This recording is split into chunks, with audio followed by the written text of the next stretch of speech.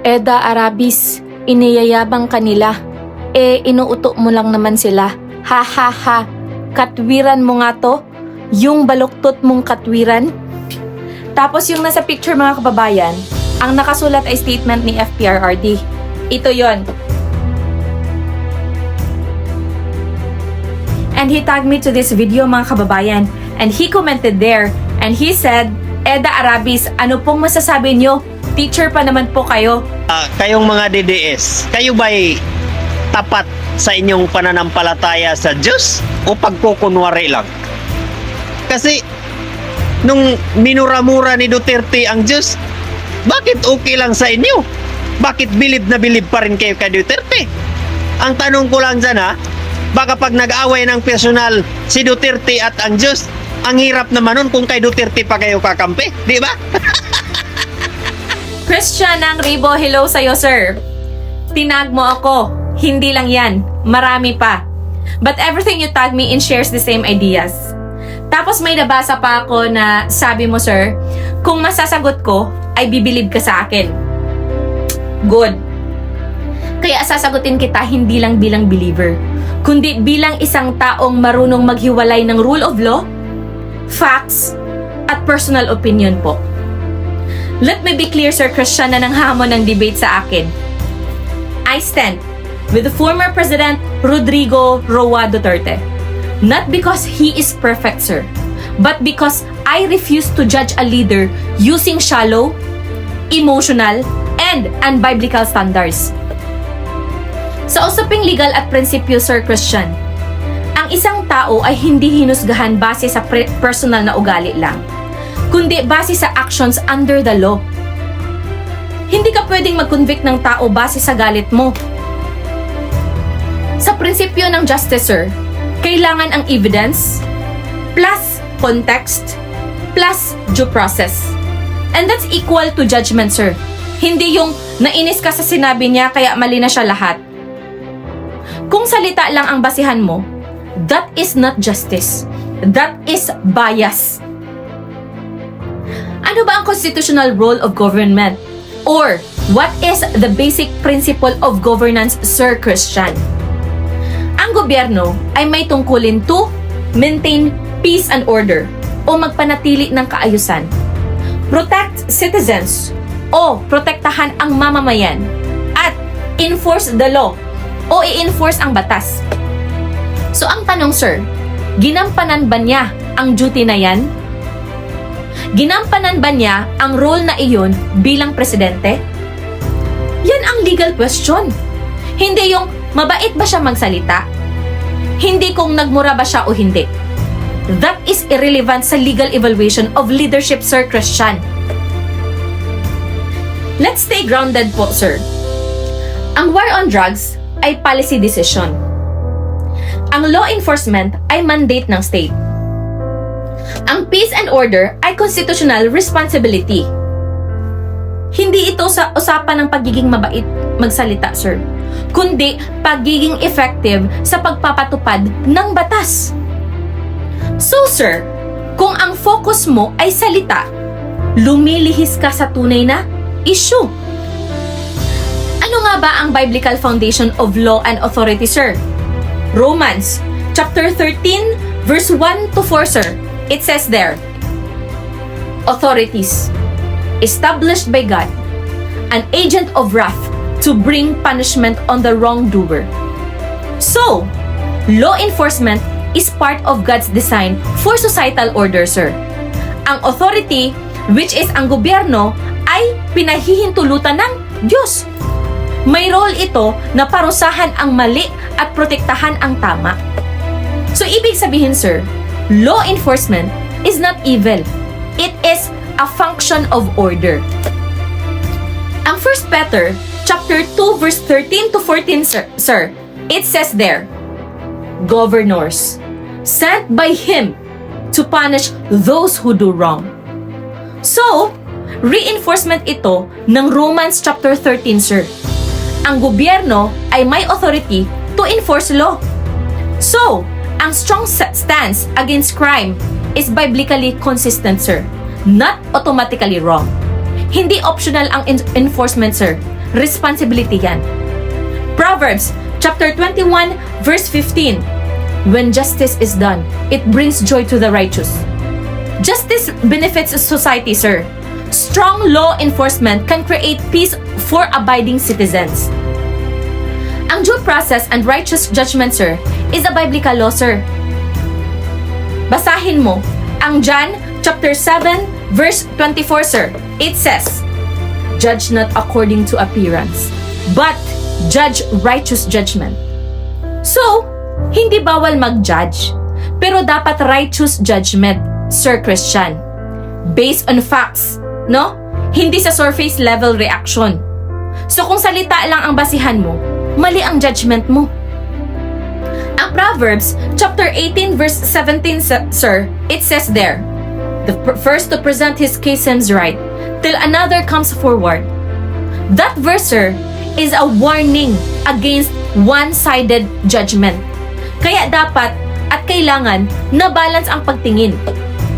Deuteronomy chapter 1 verse 16 to 17, sir, it says, "Hear disputes, judge fairly, do not show partiality." So, sir, ang biblical justice is fair and unbiased. Hindi pwedeng selective outrage. Deuteronomy chapter 19 verse 15, sir, it says, "A matter must be established by 2 or 3 witnesses."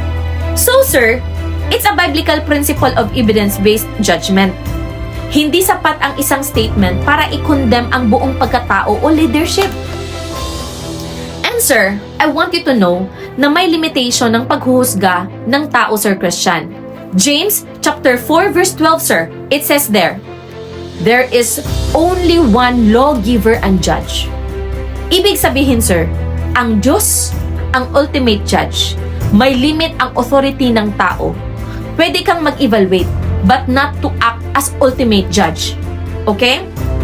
Matthew chapter 7 verse 1 to 5 says to, "First, remove the plank from your own eye." So, sir, self-examination muna, sir, bago judgment.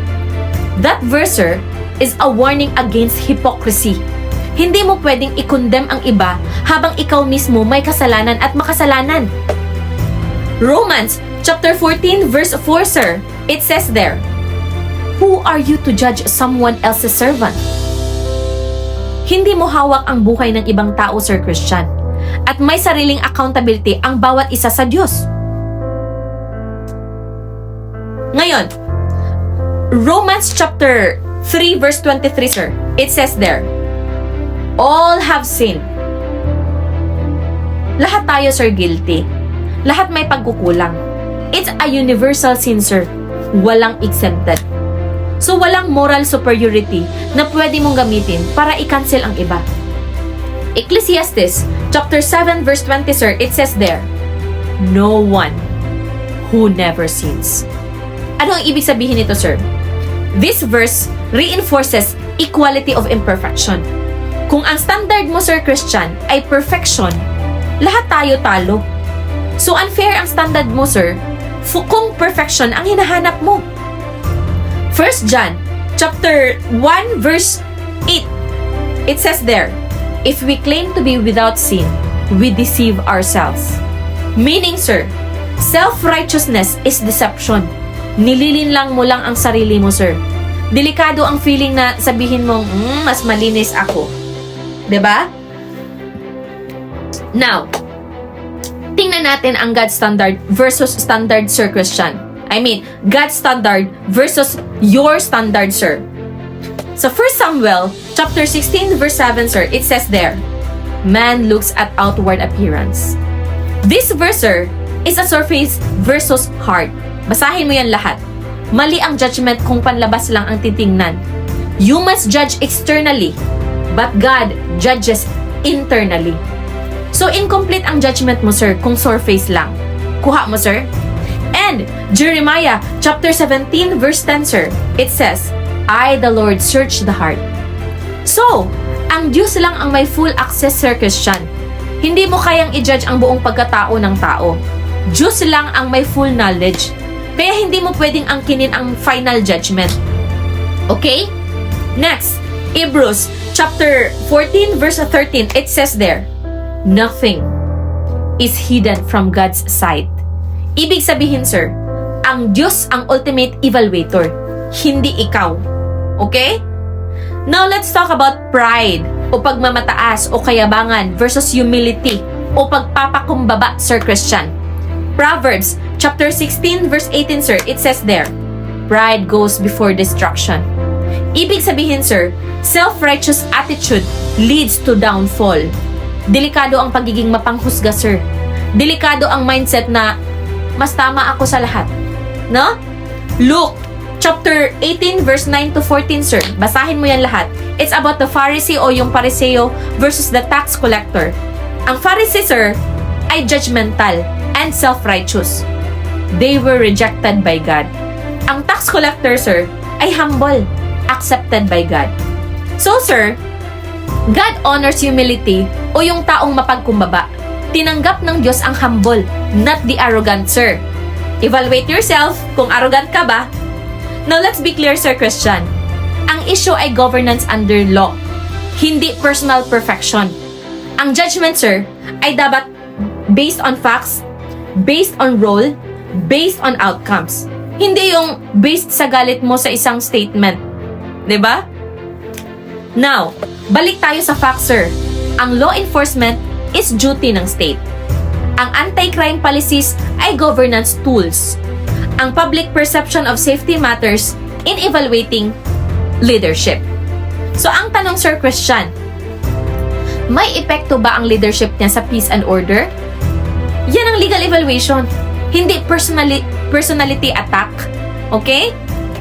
So, yung tanong ng nasa video, yung pinakita mo sa akin, sabi niya, kung mag-away ang Diyos at si Duterte, mali ang premise, sir. Kasi, walang matinong Kristiyano ang lalaban sa Diyos. Pero ito ang mas mahalagang tanong, sir. Ikaw ba? Sumusunod ka ba sa standards ng Diyos sa paghusga? O, ginagamit mo lang siya para mang-condemn? Aminin. Let me end this, Sir Christian. I stand with FPRRD because I believe in fair judgment, due process, and truth. At ayon sa Bible, sir, sa Isaiah chapter 5 verse 20, it says there, woe to those who call evil good and good evil. That verse, sir, is a warning against distorted judgment o standards. Kapag mali ang standard mo, mali ang conclusion mo. Kapag mali ang basehan mo, mali ang judgment mo. 'Di ba? And Isaiah chapter 11 verse 3, it says there, he will not judge by what he sees with his eyes. So, sir, ibig sabihin nito, true judgment goes beyond appearances. Exactly the opposite ng ginagawa mo, sir.